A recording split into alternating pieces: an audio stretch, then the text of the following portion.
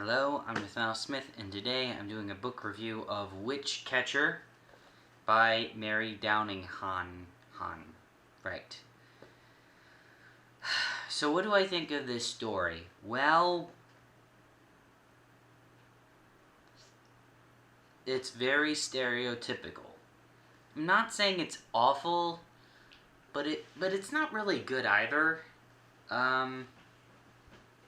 It's the single parent narrative.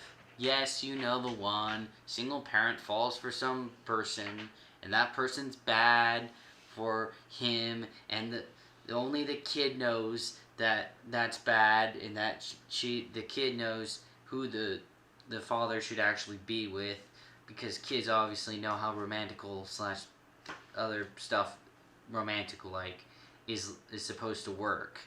Even though when you think about it, that doesn't make a damn bit of logical sense at all. I mean, how the heck is a kid supposed to understand romance? Like, as a kid, yeah, so it's a pretty weak story. I mean, there's a few interesting ideas, mainly the idea of witch catchers, which kind of got a bit overused, because it's basically a jar that holds magical objects, magical people, and the fairies were slightly interesting, but basically, out of this entire book, everything is conventional, everything is cliche, and for the most part, it's just really boring. There's only one interesting aspect, which happens at the end of chapter 12, I believe. Yeah.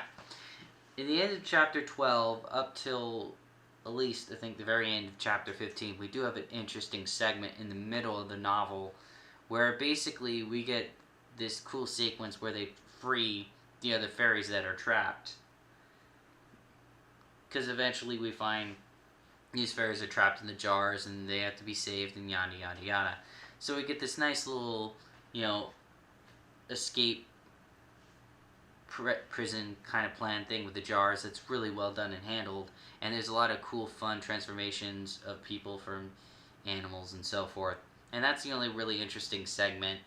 And then the only other interesting segment is the end, which just gives the idea of fairyland and how fairyland runs at a different time than our own, and if you go into fairyland and choose to come back to our world, it's like a bajillion years later, which is a neat concept, but has been done in other stories way better.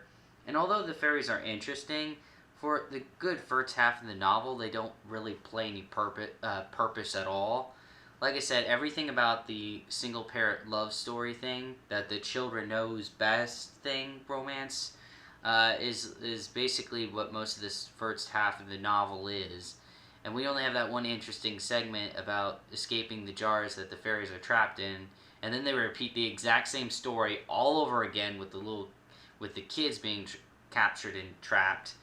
And on top of that, we just get like 4 different times of crazy brainwashing concepts, like almost in a row in a couple of places. It's a very conventional, very cliche, very dull book that could have been something more, but just really wasn't.